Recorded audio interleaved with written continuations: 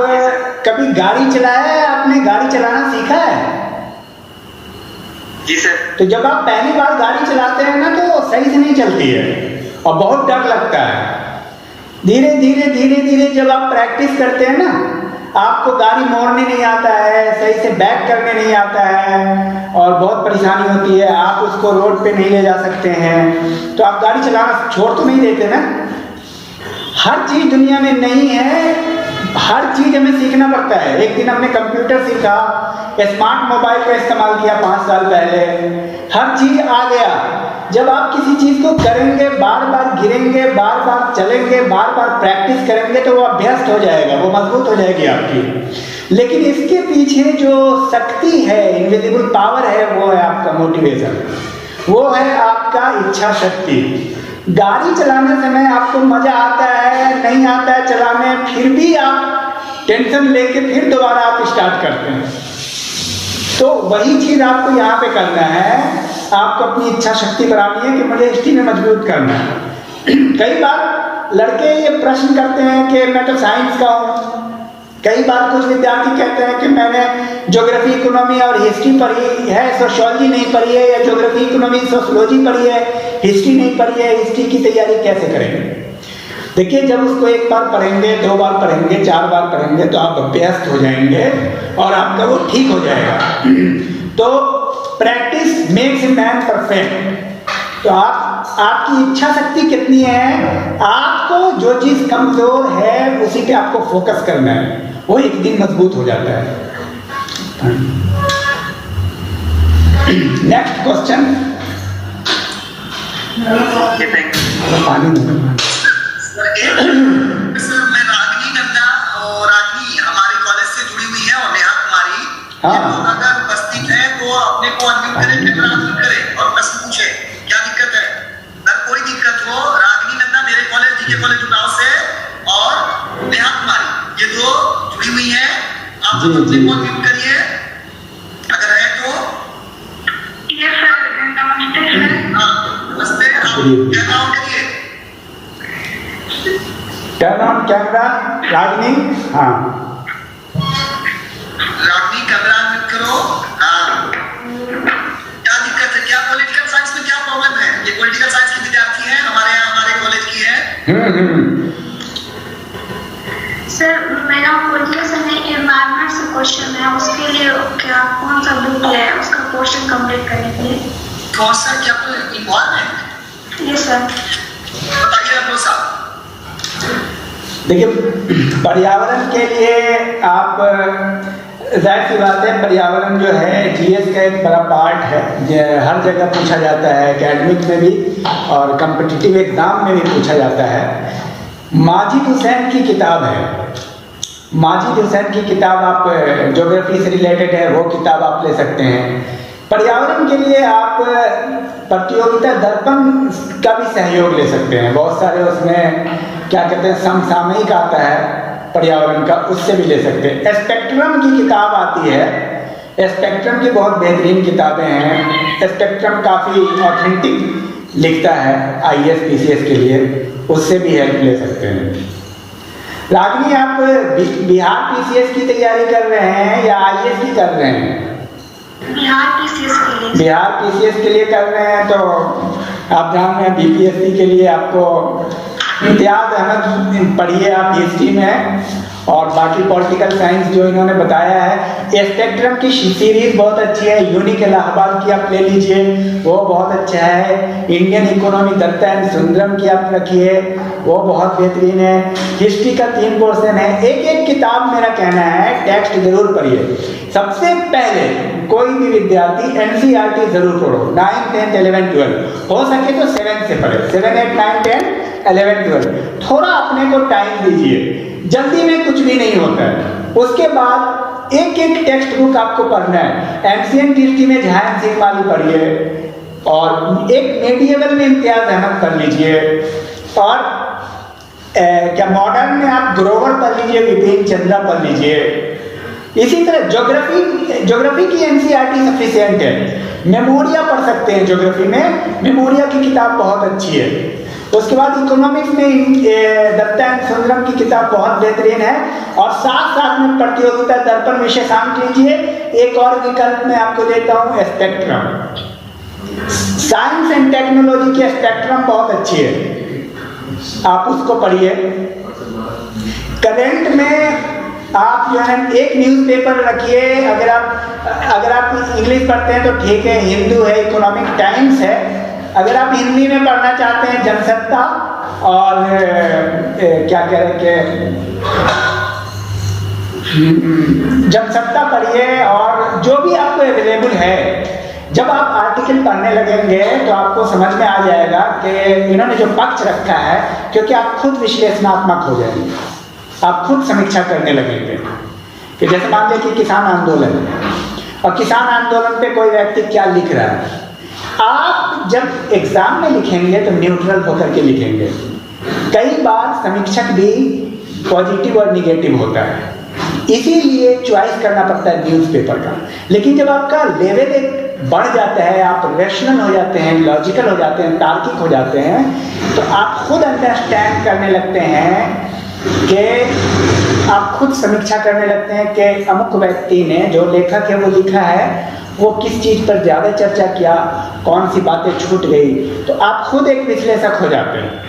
तो राष्ट्रीय सहारा आप ले सकते हैं, जनसत्ता ले सकते हैं, बाकी हिंदुस्तान दैनिक जागरण तो आपके पास है ही, उसको भी आप देख सकते हैं। तो कोई भी न्यूज़पेपर, मैं ये कह रहा हूँ, नहीं है तो कोई भी चलेगा, क्योंकि उसके बाद तो आपको खुद समीक्षा करना है, आप समीक्षा करें सामने वाले का।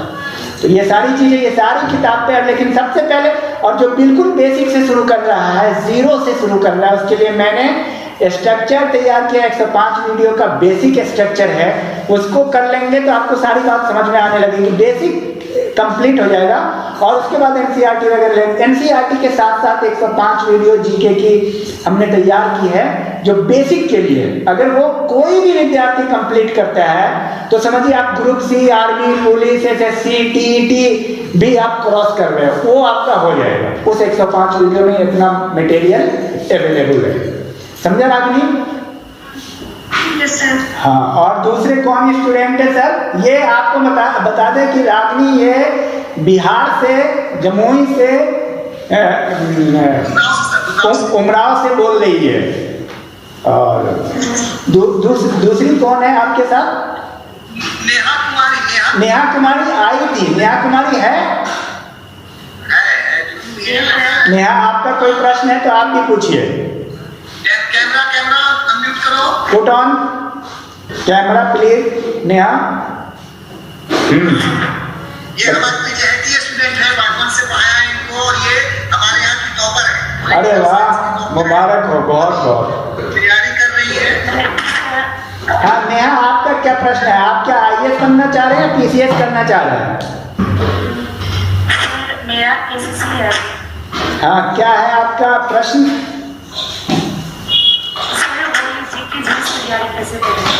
जीटी और जीएस की तैयारी कैसे करें?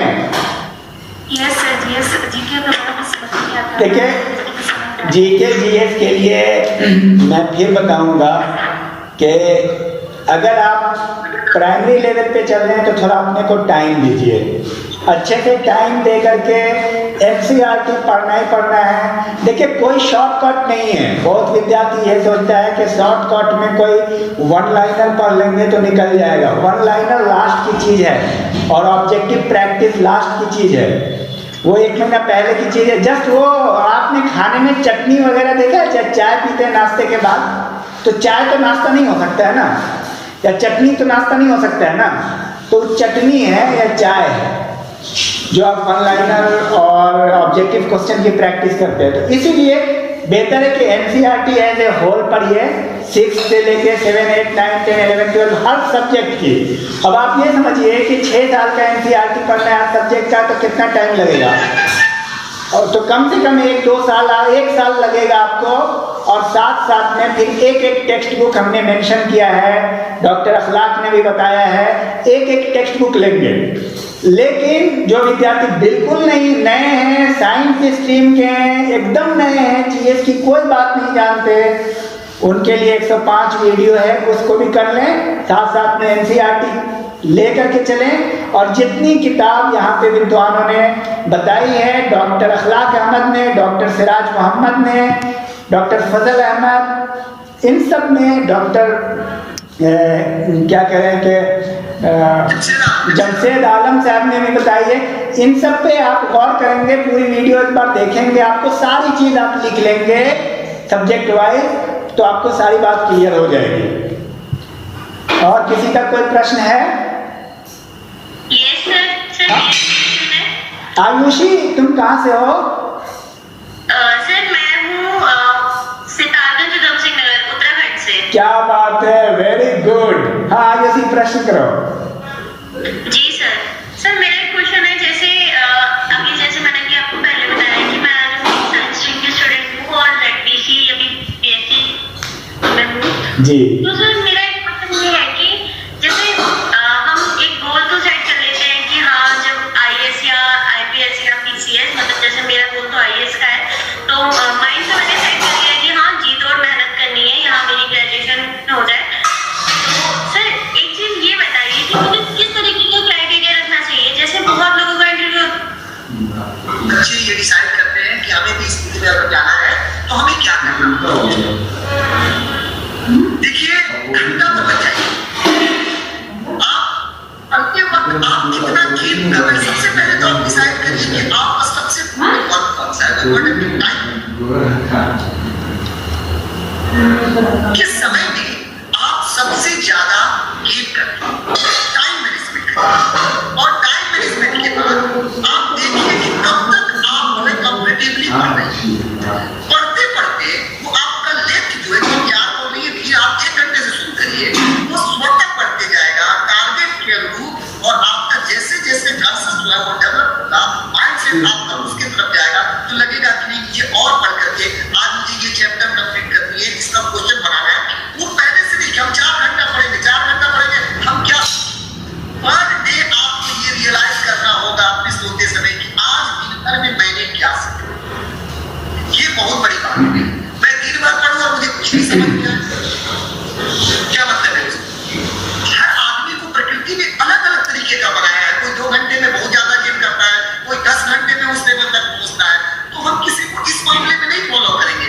मैं जो पढ़ रहा हूँ, मेरा आज का ये टारगेट है कि मैं इंडियन कॉन्स्टिट्यूशन का नेचर पढ़ूंगा। मैं अब जितना भी समय लगे कोशिश करूंगा कि कंप्लीट करूं।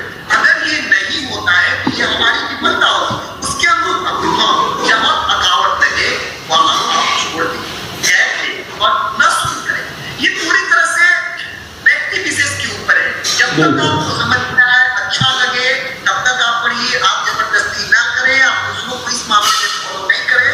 धीरे धीरे वो चीज आपका खुद ब खुद बढ़ करके वहां तक चला जाएगा कि आप 10 घंटा खुद पढ़ने लगेंगे। लेकिन शुरुआत में आप सोचेंगे कि किसी के देख करके अपनी 10 घंटा पढ़े, तो आपको समझ में ही नहीं आएगा। पहले तो मामला ये है कि जो पढ़ रहे हैं वो आ रहा है, वो नहीं आ रहा है, और वो आ रहा है, वो रुक रहा है कि नहीं रुक रहा है। अगले सुबह वो रुक रहा है नहीं रुक रहा है।